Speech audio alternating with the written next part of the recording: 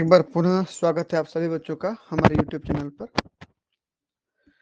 आज की क्लास में हम बात करेंगे जो जूलॉजी का वैल्यू एडेड कोर्स है, उसमें जो हमारा कोर्स टाइटल है पब्लिक हेल्थ एंड हाइजीन में जो हमारा तीसरा यूनिट का जो लेक्चर चल रहा था, उसमें हम पहुंच चुके हैं सेक्सुअली ट्रांसमिटेड डिजीज में। ठीक, इसमें सबसे पहला डिजीज है एड्स, दूसरा है साइफिलिस। तो सबसे पहले एड्स की बात करते हैं। चलिए, तो हमने डिजीज को कुल मिलाकर दो भाग में बांटा था, कम्युनिकेबल और नॉन कम्युनिकेबल। कम्युनिकेबल यानी कि जो संक्रमण के रूप में फैल सकता है वो कम्युनिकेबल है, और जो नहीं फैलता है वो नॉन कम्युनिकेबल है। इसमें वायरल डिजीज के बारे में पढ़ लिया हमने, बैक्टीरियल डिजीज के बारे में पढ़ लिया हमने, और आज हम पढ़ने जा रहे हैं सेक्सुअली ट्रांसमिटेड डिजीज में सबसे पहला डिजीज एड्स के बारे में। ठीक, कि एड्स क्या होता है। देखिए, ये सेक्सुअली ट्रांसमिटेड डिजीज में एड्स, ठीक, इसके बारे में बात करेंगे। तो एड्स क्या है? Acquired immuno deficiency syndrome. ठीक, एक प्रकार का डिजीज है, बीमारी है, सिंड्रोम है। ये एक्वायर्ड का ए, इम्यूनो का आई, डेफिशिएंसी का डी और सिंड्रोम का एस। एक्वायर्ड इम्यूनो बोल रहे हैं, मतलब क्या होता है कि जब कोई जो वायरस है, ह्यूमन इम्यूनो डेफिशिएंसी वायरस यानी कि एचआईवी जिसको कहते हैं शॉर्टकट में, जब एचआईवी वायरस किसी एक नॉर्मल व्यक्ति को अटैक करता है तो उस नॉर्मल व्यक्ति के इम्यून सिस्टम को कमजोर कर देता है। ठीक, इसलिए उसको इम्यूनो डेफिशिएंसी कहते हैं, क्योंकि इस प्रकार की बीमारी में इम्यून सिस्टम कमजोर हो जाता है। एक्वायर्ड क्यों कहते हैं? क्योंकि ये जन्मजात बीमारी नहीं है, माता पिता से नहीं आता है। ये बीमारी किसी व्यक्ति में कभी भी हो सकता है। जब एचआईवी वायरस अटैक करेगा तो कभी भी ये बीमारी हो सकता है, इसलिए एक्वायर्ड बोला हमने इसको। क्योंकि इम्यून सिस्टम कमजोर पड़ जाती है, इसमें डैमेज हो जाती है, तो इम्यूनो डेफिशिएंसी का सिंड्रोम यानी कि एक प्रकार का डिजीज है। ठीक, किसकी वजह से होता है?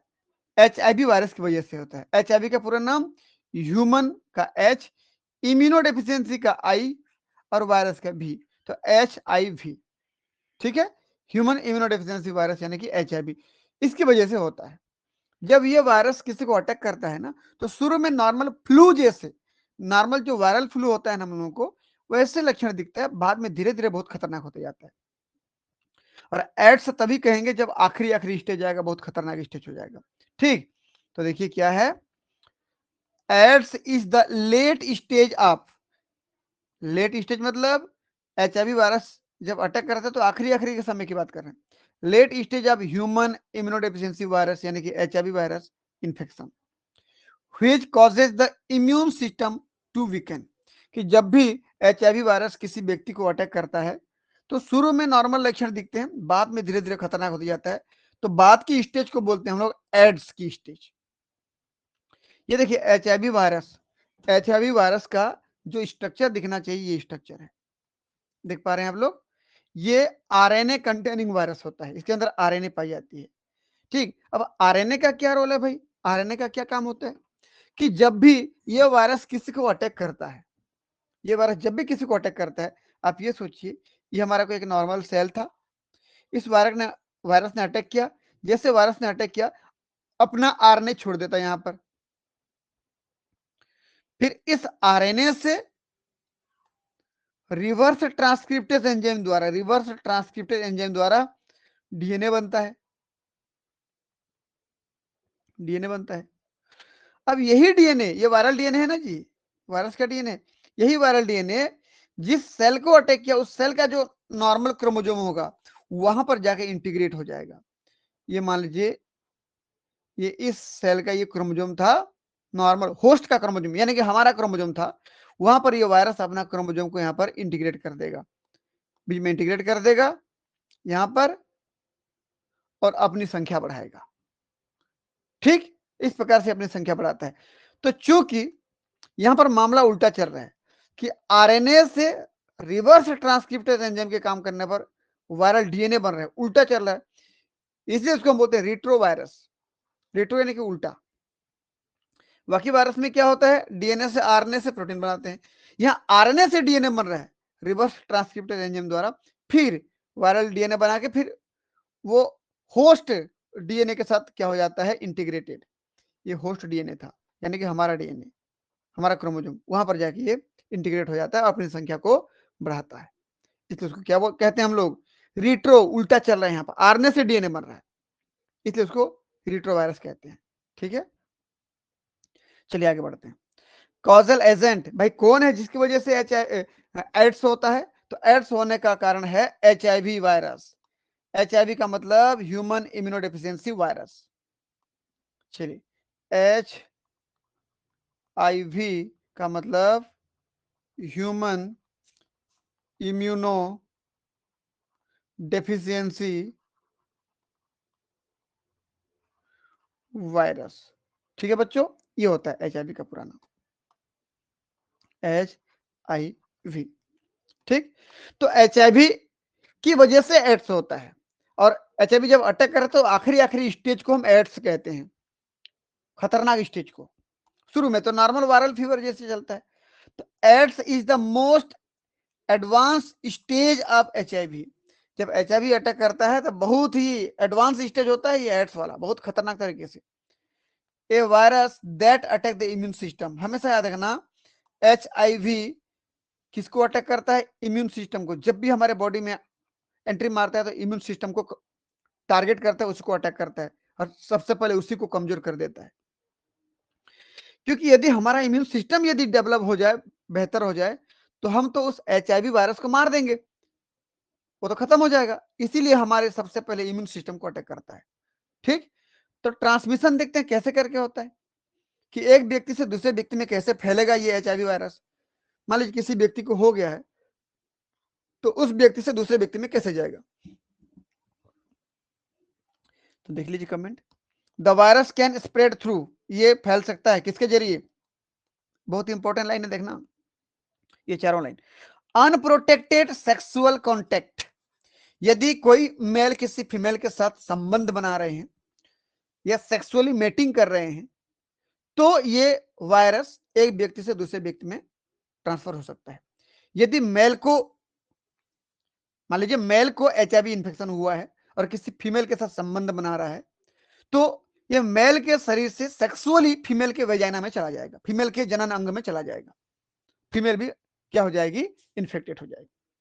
ठीक, और यदि वो जनन अंग से संबंध बना रहे हैं तो जनन अंग में जाएगा। यदि एनस के द्वारा संबंध बनाया जा रहा है, फीमेल के मल द्वार के द्वारा, तो वहां पर ट्रांसफर हो जाएगा। यदि फीमेल के ओरल माउथ के द्वारा संबंध बनाया जा रहा है तो माउथ में ट्रांसफर हो जाएगा। कहने का मतलब, जिस प्रकार से सेक्सुअली इंटीमेट होंगे, जिस प्रकार से सेक्सुअली कंटेक्ट रखेंगे, उसी प्रकार के अंगों में वो वायरस ट्रांसफर हो जाएगा। ठीक, अब पहला डायग्राम देख सकते हैं, ये अनप्रोटेक्टेड सेक्स। ठीक, चलिए अगला हमारे पास क्या है? शेयरिंग निडिल, सिरिंज या अदर इंजेक्शन इक्विपमेंट। यदि मान लीजिए किसी पेशेंट को कोई इंजेक्शन लगाया गया है, किसी सिरिंज के द्वारा, किसी निडिल के द्वारा, या किसी कैंची से उसका किसी पार्ट को काटा गया है, ठीक, ड्रेसिंग किया गया किसी घाव को, और उसी ब्लेड, रेजर या कैंची या चाकू या निडिल या सुई से किसी दूसरे हेल्दी व्यक्ति को अगर यूज कर दिया जाए उसके ऊपर, तो भी ट्रांसफर हो जाएगा। ठीक है, तो इसीलिए इन्फेक्टेड व्यक्ति के जितने भी चीजें यूज होते हैं, निडिल, सिरिंज या अदर इंजेक्शन इक्विपमेंट जो भी हैं, वो सब एक बार यूज करें, दूसरी बार बिल्कुल यूज नहीं करना है। जब भी आप कभी इंजेक्शन लगवाएं, हमेशा नए वाले से ही लगवाएं, इसको याद रखें। अगला क्या देखिए, तो मदर टू चाइल्ड, भाई मां से बच्चे में भी आ सकता है। अब मां से बच्चे में आने के लिए 3 कंडीशन, कि मां अपने बच्चे को गर्भाशय में रखती है तो उस समय आ सकता है, यानी कि ड्यूरिंग प्रेगनेंसी, तो प्रेगनेंसी के दरमियान मां से बच्चे में जा सकता है ड्यूरिंग प्रेगनेंसी, या जब बच्चा पैदा होता है तो मां के शरीर से जब बच्चे को अलग किया जाता है, यानी कि बच्चे के जो नाल होता है, मां से जुड़ा होता है, काटते हैं, नाभिक से जुड़ा हुआ नाल रहता है, उस नाभिक के नाल को जब काटते हैं तो भी ये वायरस माता जी से बच्चे में आ सकता है। और तीसरा, ब्रेस्ट फीडिंग, जब मां अपने बच्चे को दूध पिला रही है तो दूध के माध्यम से भी बच्चे तक जा सकता है। तो मां से बच्चे तक 3 कंडीशन में आ सकता है। एक तो गर्भाशय में ही जब प्रेगनेंसी की पीरियड चल रही थी तब नाल के द्वारा ट्रांसफर हो जाएगा बच्चे के शरीर में, और दूसरा बच्चा पैदा होगा उस समय भी जब नाल को काटा जाता है तब ट्रांसफर हो सकता है बच्चे में, या जब अगर ब्रेस्ट फीडिंग किया जाएगा, दूध पिलाया जाएगा, माँ का दूध पिलाया जाएगा बच्चे को, तो उसके द्वारा भी बच्चे तक ट्रांसफर हो सकता है। ठीक है बच्चों, ये 3 हो गया। चौथा नंबर देखिए, कॉन्टेक्ट विथ इन्फेक्टेड ब्लड। यदि किसी इन्फेक्टेड व्यक्ति का ब्लड किसी नॉर्मल व्यक्ति को लगा दिया जाता है, चढ़ा दिया जाता है। भाई आजकल ब्लड डोनेशन किया जाता है, जब ब्लड डोनेट किया जाता है तो अगर किसी इन्फेक्टेड व्यक्ति का, HIV से इन्फेक्टेड व्यक्ति का ब्लड किसी नॉर्मल व्यक्ति को चढ़ा दिया जाता है तो वह नॉर्मल व्यक्ति भी इन्फेक्टेड हो जाता है। लेकिन आज के लिए बहुत कम देखने को मिलेगा ये केस। क्यों? कि जब भी किसी व्यक्ति को ब्लड चढ़ाया जाता है, ब्लड लगाया जाता है, तो ब्लड लगाने से पहले डोनर ब्लड को, दिए जाने वाले ब्लड को अच्छे से चेक कर लिया जाता है कि इसमें HIV इन्फेक्टेड ये है कि नहीं है। तो इसलिए आज के लिए बहुत कम देखने को मिलेगा आपको। तो कॉन्टेक्ट विद इन्फेक्टेड ब्लड, दो this is less common with modern blood screening. अभी के समय पर ये बहुत कम देखने को मिलेगा। क्यों? क्योंकि जो भी ब्लड आप देते हैं उसका अच्छे से स्क्रीनिंग होता है, टेस्ट होता है, सभी प्रकार की जानकारी लेने के बाद ही ब्लड डोनेट किया जाता है। ठीक है, यहां पर हमारे पास 2 डायग्राम है। पहला, HIV या एड्स इस ट्रांसमिटेड, कैसे करके ट्रांसफर होगा, कैसे करके इन्फेक्टेड होगा दूसरे व्यक्ति में। देख लीजिए, पहला अनप्रोटेक्टेड सेक्स, एक इन्फेक्टेड व्यक्ति जब नॉर्मल किसी अपोजिट सेक्स वाले एनिमल से सेक्सुअल मीटिंग करेंगे तो तब ट्रांसफर होगा। दूसरा, ड्रग्स एडिक्ट। भाई कोई ड्रग एडिक्ट भी है ना, ड्रग्स एडिक्ट में क्या होता है देखिए कि यदि आप इंजेक्शन से ड्रग लेते हो और वही इंजेक्शन 2-3 लोग लगा रहे हो, किसी एक व्यक्ति को इन्फेक्शन हुआ तो आपको भी हो जाएगा। ठीक। अगला, ब्लड ट्रांसफ्यूजन, अभी बोला हूं मैं, इन्फेक्टेड वाले ब्लड को नॉर्मल व्यक्ति में लगा दीजिए तो ट्रांसफर हो जाएगा। प्रेगनेंसी के समय बोला हूं मैं, यहां तक कि बच्चा पैदा होते समय भी और बच्चे को दूध पिलाते समय भी। नॉन स्टेराइल इंस्ट्रूमेंट, कोई भी कैंची, चाकू, नीडल, जो भी इन्फेक्टेड व्यक्ति के शरीर में इस्तेमाल हुआ है, अगर उसको नॉर्मल व्यक्ति के शरीर में इस्तेमाल करोगे तो भी फैल जाएगा। HIV या एड्स इज नॉट ट्रांसमिटेड। क्या क्या ऐसे कंडीशन है जहां पर ये HIV वायरस नहीं फैलता है? सबसे पहला, टचिंग। किसी यदि पेशेंट से आप हाथ मिलाते हो तो बिल्कुल नहीं फैलेगा, गले मिलते हो बिल्कुल नहीं फैलेगा। ठीक। थ्रू फूड, आप साथ में भोजन करते हो तो भी नहीं फैलेगा। ठीक।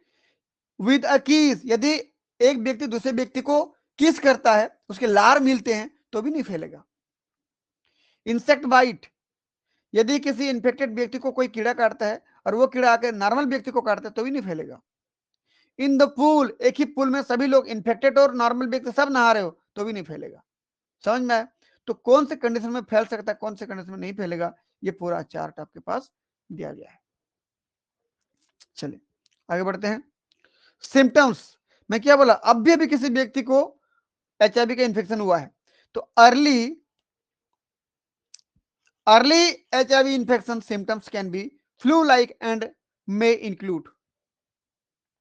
अभी किसी को HIV का इन्फेक्शन हुआ है तो नॉर्मल फ्लू जैसी लक्षण दिखेंगे, जिसमें क्या क्या है, पहला फीवर आएगा, फैटिक यानी बहुत ही थकान महसूस होगा, सोर थ्रोट यानी गले में खराश आएगा, swollen lymph nodes, lymph node फूलेंगे, यानी कि आप समझ लीजिए जहां जहां लिम्फ ग्लैंड है वो फूलेंगे, जैसे गर्दन के आसपास ये फूल जाएगा। ठीक है, आपके कान के नीचे गर्दन वाला हिस्सा फूल जाएगा। रेसेस, शरीर पर धब्बे धब्बे पड़ जाएंगे। चील्स, कपकपी आएगी, आपको ठंड लगेगी। मसल्स में एक्टिस हो जाएगा, दर्द हो जाएगा, मसल में दर्द हो, नॉर्मल बिल्कुल फ्लू के जैसा। एंड हेडेक, सिर दर्द भी करेगा। अगर ये सब है तो नॉर्मल फ्लू जैसे ही लगेगा। चलिए डायग्राम में एक बार देख लेते हैं हम लोग।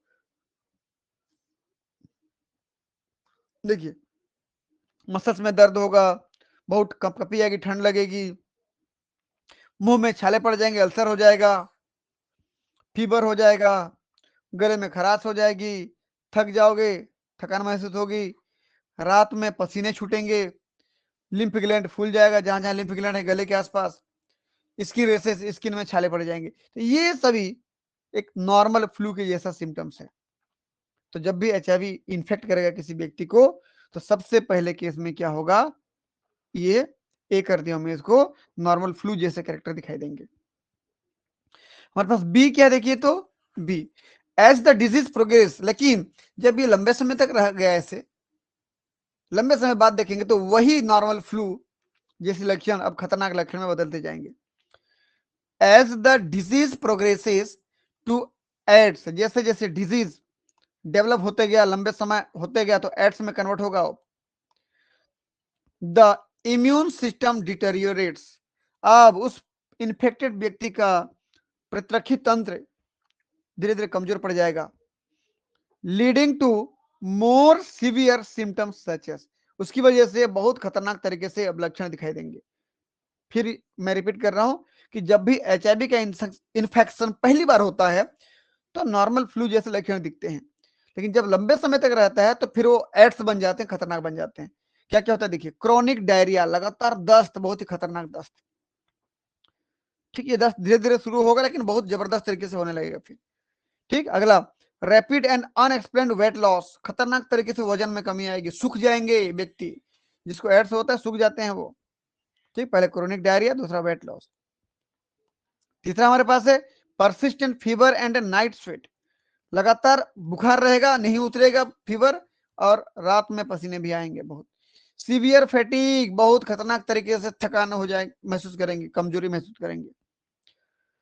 अगला अनयूजुअल या opportunistic infection like pneumonia, tuberculosis and certain cancer, ये बहुत ही खतरनाक तरीके से और भी प्रकार के डिजीज को आमंत्रण देगा, समझ लीजिए। ठीक, अनयूजुअल या अपॉर्चुनिस्टिक इन्फेक्शन, किसका किसका इन्फेक्शन हो जाएगा, न्यूमोनिया हो जाएगा, ट्यूबरकुलोसिस हो जाएगा, या और भी प्रकार के कैंसर भी होने के चांसेस हैं। क्यों हो रहे हैं भाई ऐसे? क्योंकि आपके इम्यून सिस्टम कमजोर हो चुके हैं, फेल हो चुके हैं। अगला neurological problem such as memory loss या डिप्रेशन, भाई ऐसे व्यक्ति डिप्रेशन में चला जाता है, या जो चीजें उसको याद रखना चाहिए सब भूल जाता है, यानी कि न्यूरोलॉजिकल प्रॉब्लम भी उसको होती है। अगला क्या है, स्किन लेसन और ब्लोच। स्किन लेसन मतलब क्या होता है कि जो स्किन है वो धीरे धीरे डिजेनरेट होने लगता है, स्किन में धीरे धीरे क्या बोलना चाहिए, लेयर पतला होने लगता है। ठीक, और ब्लोच यानी कि छोटे मोटे धब्बे पड़ने लगते हैं शरीर पर। ये बहुत खतरनाक तरीके से ये एड्स का सिम्टम्स है। ठीक, यहां पर देख लेते हैं, सोलन लिम्फ ग्लैंड, गर्दन देखिए फूल गया है, नीचे देखिए ये। ठीक, रिकरेंट फीवर, लगातार फीवर आएगा, फैटिक यानी शरीर थका हुआ महसूस करेगा, नौजिया यानी कि बेचैनी महसूस करेंगे, वोमिटिंग भी होगा, उल्टी भी होगा, डायरिया भी होगा, दस्त होगा, वेट लॉस होगी, देखिए बहुत वजन कम हो जाएगा, स्किन रेसेस हो जाएंगे, स्किन में धब्बे पड़ जाएंगे। रिकरेंट ओरल या वेजाइनल ईस्ट इन्फेक्शन, भाई वेजाइना में या मुंह में ईस्ट का इन्फेक्शन भी हो सकता है, निमोनिया भी हो सकता है, लंग्स में इन्फेक्शन, या सिंगल्स भी हो सकते हैं, सिंगल्स यानी कि दाद भी हो सकते हैं। ठीक, तो इस प्रकार के कंडीशन देखने को मिलते हैं, ये सब सिम्टम्स हैं किसके, एड्स के। प्रिवेंशन क्या है, कैसे रोक सकते हैं इसको हम लोग? तो प्रैक्टिस सेफ सेक्स, कि जब भी कोई मेल और फीमेल आपस में संबंध बना रहे हैं तो उनके बीच में कोई ऐसे एक प्रोटेक्शन यूज किया जाए कि जिससे कि दोनों के जनन अंग आपस में मिल ना पाए। जैसे आजकल मार्केट में मेडिकल में नए नए प्रकार के और जो बहुत ही पतले लेयर के पॉली यूरेथेन या जिसको आप कंडोम कहते हो वो मिलते हैं। ठीक, तो यूज लेटेक्स कहो या पॉलीयूरेथेन कंडोम्स बोलो, ये every time you have sex, कि जब भी कोई मेल किसी फीमेल के साथ संबंध बना रहा है तो अगर कंडोम का इस्तेमाल करते हैं तो दोनों के बीच में वायरस का और ट्रांसमिशन नहीं हो पाएगा, दोनों के बीच में कंडोम एक बैरियर बन के रह जाएगा। ठीक है, इसलिए वो इंफेक्शन नहीं फैलेगा, पहला तरीका हो गया। दूसरा, एवॉइड शेयरिंग नीडल, भाई जो भी नीडल है, सीरिंज है, या अदर जो भी इंजेक्शन के इक्विपमेंट है, कैंची वैंची, चाकू वाकू, ब्लेड, रेजर, वो कोई भी चीज दूसरी बार इस्तेमाल ना हो, हमेशा नया ही इस्तेमाल करो। यहां तक कि आप नाई के पास जाते हैं तो नाई जो भी कैंचिया, जो भी रेजर का इस्तेमाल करता है, ब्लेड का इस्तेमाल करता है, नया इस्तेमाल करे, या अच्छे तरीके से स्टरलाइज कर दे, जैसे कैंची वैंची है अच्छे तरीके से स्टरलाइज कर दे, फिर उसमें अपना काम करे। ठीक, अगला consider prep and Pep. Prep यानी क्या होता है देखिए, तो कि आप ये देखिए कि यदि किसी व्यक्ति को एचआईवी इन्फेक्शन हुआ ही नहीं अभी, एचआईवी इन्फेक्शन होने से पहले कैसे रोक सकते हो, वो प्रेप कहलाता है। और किसी को एचआईवी का इन्फेक्शन हो गया उसके बाद क्या ट्रीटमेंट दोगे, वो प्रेप कहलाता है। ठीक, तो देख लीजिए इसका मतलब क्या है। प्रेप का मतलब है प्री एक्सपोजर प्रोफाइलेक्सिस, यानी कि किसी व्यक्ति को एचआईवी का इन्फेक्शन हुआ ही नहीं है और हम उसके पहले ही रोक देना चाहते हैं, तो क्या कहलाएगा, वो प्रेप कहलाता है। ठीक, इसको याद रखना। कमेंट देखिए, a daily medication for people at very high risk of getting HIV to prevent infection। किसी भी व्यक्ति को एचआईवी इन्फेक्शन होने का खतरा है लेकिन हुआ नहीं है, तो वो अच्छे तरीके से डॉक्टर से सलाह लेकर के कुछ मेडिसिन लेता रहे, ताकि वो जो हाई रिस्क वाले एरिया में है जहां पर एचआईवी होने का चांस है, उससे क्या हो जाए, एचआईवी के इन्फेक्शन से बच जाए। तो इन्फेक्शन होने के पहले की बात कर रहे हैं, तो प्रेप कहलाएगा। अगला क्या है, पेप, पोस्ट एक्सपोजर प्रोफाइलेक्सिस, यानी किसी को एचआईवी हो गया है उसके बाद क्या करें, उसके बाद 72 घंटे के अंदर तुरंत डॉक्टर के पास जाएं, जैसे सिम्टम दिखने लगे तो तुरंत डॉक्टर को दिखाएं, चेक करें। तो an emergency medication to be taken within 72 hour after a potential exposure. अगर आपको इन्फेक्शन हो गया एचआईवी का, तो 72 घंटे के अंदर जाकर के डॉक्टर को दिखाएं, ताकि वो बहुत जल्दी से आपका रोकथाम कर पाए और न फैले आगे। Get tested, know your HIV status, और आपको लगातार एचआईवी का चेक करवाते रहना चाहिए, ताकि आपके बॉडी में एचआईवी की क्या स्टेटस है पता चलता रहे। And get tested for other sexually transmitted infection, और भी जो सेक्सुअली ट्रांसमिटेड इन्फेक्शन होते हैं, डिजीज होते हैं, उनका भी चेक कराते रहना चाहिए। ठीक, अगला है ensure sterile procedure. Sterile procedure मतलब क्या है कि मेक्स योर ऑल टैटोइंग, टैटोइंग मतलब जो टैटू बनाते हैं हाथों पे, पैरों पे, गर्दन पे, शरीर पे, कहीं किसी भी हिस्से में जो टैटू बनाते हैं और जो सुई का इस्तेमाल होता है, क्या वो सुई अच्छे से स्टेलाइज हुआ है, या किसी एक ऐसे व्यक्ति को अभी टैटू बनाए तुरंत, जिसको मान लीजिए कि एड्स हुआ है और उसके बाद अच्छे से धोए नहीं है उसको और सीधा आपके शरीर में टैटू बनाने के लिए इस्तेमाल कर दिए, तो टैटू बनाना भी बहुत आपको भारी पड़ सकता है। इसलिए टैटू बनाने के लिए जो निडल इस्तेमाल होता है, या तो वो नया निडल का इस्तेमाल करे, या उसी निडल का इस्तेमाल कर रहा है तो अच्छे से स्टरलाइज कर दे, तब जाके आपको उसको इस्तेमाल करें। या पियर्सिंग, किसी भी प्रकार का इंजेक्शन जैसा कोई भी चीज जो आपके शरीर में गड़ता हो, जैसे कोई कान छेदवा रहे हैं, कोई नाक छेदवा रहे हैं, है ना, आजकल तो प्रचलन में, फैशन में, किसी लड़के ने कान छेदवाया, मान लीजिए उसको क्या था, एड्स था, और उसी पिन से आपका कान छेदवा रहे हैं, तो आपको तो ट्रांसफर हो जाएगा वो। ठीक है, तो इसीलिए बोल रहा हूं मैं, कोई भी ऐसा चीज जो आपके शरीर में पिन किया जाता है, चुभाया जाता है, ऐसे चीजों को हमेशा नया इस्तेमाल करें या फुल्ली स्टरलाइज करके इस्तेमाल करें। And other procedure use Sterlite equipment, तो कोई भी इक्विपमेंट जो आपके शरीर के लिए यूज होता है वो पूरी तरीके से स्टरलाइज हो या नया हो तो बेहतर है। ठीक है, तो प्रिवेंशन देख लीजिए भाई, सेफ सेक्स हो, कंडोम का इस्तेमाल किया जाए। अगला, अवॉइड शेयरिंग निडल, कोई भी निडिल, सिरिंज, कैंची, चाकू, रेजर, ब्लेड सब अवॉइड करो, ऐसा नया ही इस्तेमाल करो हमेशा। Reduce the number of sexual partner, यदि कोई एक व्यक्ति, एक मेल अलग अलग फीमेल के साथ संबंध बना रहा है, तो हो सकता है कि इसमें से किसी एक को क्या है, एड्स है, तो उस एक को एड्स हुआ तो ये मेल को भी इन्फेक्टेड हो जाएगा, अब ये मेल बाकी जितने फीमेल से संबंध बनाएगा सबको ट्रांसफर कर देगा ये। ठीक है, तो ज्यादा से ज्यादा मेल या फीमेल से संबंध बनाना कम करें, ताकि वो इन्फेक्शन भी कम फैले। ईट ए वेल बैलेंस्ड डाइट, अब अच्छे तरीके से भोजन लें, बैलेंस डाइट, संतुलित भोजन लें, ताकि आपका इम्यून सिस्टम स्ट्रांग रहे। एक्सरसाइज रेगुलरली, लगातार हमको क्या करते रहना चाहिए, एक्सरसाइज, ताकि हमारा बॉडी हमेशा एक्टिव रहे, इम्यून सिस्टम बेहतर बने। जब भी एचआईवी आता है तो इम्यून सिस्टम को कमजोर करता है, और हम यदि एक्सरसाइज करते हैं तो हमारा इम्यून सिस्टम बहुत बेहतर बनता है। अगला, गेट प्लेंटी ऑफ रेस्ट, हमको आराम भी करना चाहिए, बहुत जबरदस्त आराम भी करना चाहिए, क्योंकि आराम करने पर ही हमारे बॉडी में सब सर्कुलेशन वगैरह, डाइजेशन वगैरह सब सही तरीके से होता है। ठीक, क्वाइट स्मोकिंग, बिल्कुल धूम्रपान या नशा बिल्कुल भी नहीं करना चाहिए, क्योंकि धूम्रपान या नशा करोगे तो हमारा इम्यून सिस्टम कमजोर हो जाता है, और एचआईवी वायरस का काम ही वही था कि इम्यून सिस्टम को कमजोर करना, और हमने नशा करके कमजोर कर दिया तो हम तो ऐसे ही निपट जाएंगे फिर। ठीक है, ये प्रिवेंशन हो गया भाई। अगला ट्रीटमेंट देखिए, ट्रीटमेंट क्या है भाई, कि मान लीजिए किसी को यदि हो गया तो कोई ऐसा डायरेक्ट एड्स का ट्रीटमेंट तो अब तक नहीं आया है, फिर भी थोड़ा कंट्रोल कर सकते हैं। Anti retroviral therapy, anti retroviral therapy. Anti retroviral क्यों बोल रहे हैं, क्योंकि एचआईवी एक प्रकार का रिट्रोवायरस है, लिखा हूं देखिए, एचआईवी रिट्रोवायरस एक प्रकार का, इसके पास आरएनए होता है, आरएनए से रिवर्स ट्रांसक्रिप्टेज द्वारा डीएनए बनाते हैं, फिर ये डीएनए जाता है होस्ट के डीएनए में इंटीग्रेट हो जाता है, जुड़ जाता है और अपनी संख्या बढ़ाता है, और एक एचआईवी आपके बॉडी में गया तो लाखों करोड़ों बन के बाहर निकलेगा। ठीक है, चलिए, तो इस रिट्रोवायरस के अगेंस्ट बात कर रहे हो ना, तो एंटी रिट्रोवायरल,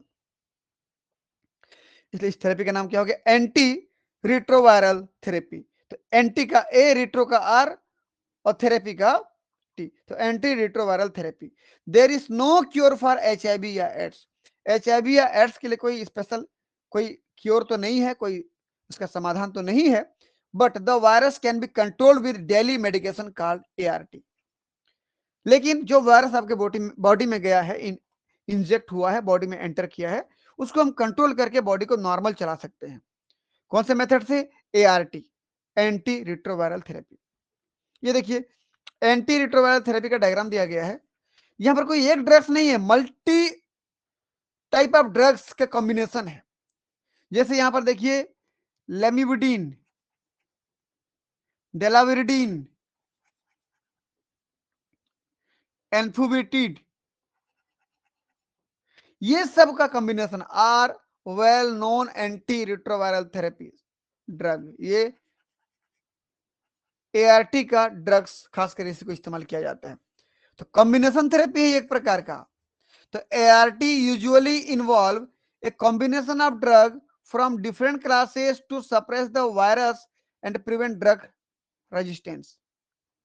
ठीक, कि जब भी एआरटी इस्तेमाल किया जाता है तो जो वायरस होते हैं एचआईवी के, उसको कंट्रोल किया जाता है, और साथ ही साथ हमारा बॉडी किसी दूसरे ड्रग्स के अपोजिट अनरिस्पॉन्सिव ना हो जाए, यानी कि कोई अगर हमने कोई भी दवाई लिया तो उस दवाई के लिए रिस्पॉन्स देना बंद ना कर दे हमारा शरीर, इसीलिए भी ये एआरटी हमारे शरीर को स्टिमुलेट करता रहता है, एक्टिव रखता है, ताकि जो भी दवाई ले उस दवाई के लिए रिस्पॉन्स कर पाए। ठीक है, तो एआरटी का दो काम हो गया, पहला काम वायरस को कंट्रोल करना, दूसरा हमारे बॉडी को एक्टिव रखना ताकि जो भी दवाई लें उसका रिस्पॉन्स दे पाए। अगला हमारे पास के effectiveness, with consistent treatment individual with HIV can live long. यदि लगातार आप हर दिन डेली वाइज तरीके से आप ट्रीटमेंट ले रहे हो, मेडिकेशन दवाइयां ले रहे हो, निगरानी में हो, तो आप अपना हेल्दी लाइफ आराम से नॉर्मल जिंदगी जी सकते हो। तो healthy life and have a very low risk of transmitting the virus to other. अगर हर दिन डॉक्टर की निगरानी में हो, सही मेडिकल केयर के साथ हो, तो आप अच्छा जीवन जी सकते हैं और डिजीज भी आगे नहीं फैलेगा, अगर सभी बातों का ध्यान रखा जाए तो।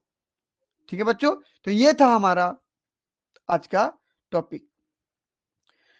यहां पर एचआईवी और एड्स दोनों अलग अलग चीजें। एचआईवी वायरस का नाम है, और वो वायरस जब अटैक करता है तो शुरू में तो नॉर्मल फ्लू जैसे लक्षण दिखता है, लेकिन कुछ समय बाद अब ये खतरनाक जब लक्षण दिखने लगते हैं तब मैं उसको कहता हूं एड्स, उस सिंड्रोम को। ठीक है, तो एचआईवी से होने वाला डिजीज एड्स था। तो वीडियो आपको कैसे लगा आप कमेंट बॉक्स पे कमेंट करके जरूर बताएं, वीडियो को लाइक करें, दोस्तों के बीच में शेयर करें ताकि उनको भी इस प्रकार का वीडियो मिलता रहे। ठीक है बच्चों, मिलते हैं नेक्स्ट क्लास में, तब तक के लिए बहुत बहुत धन्यवाद, थैंक यू।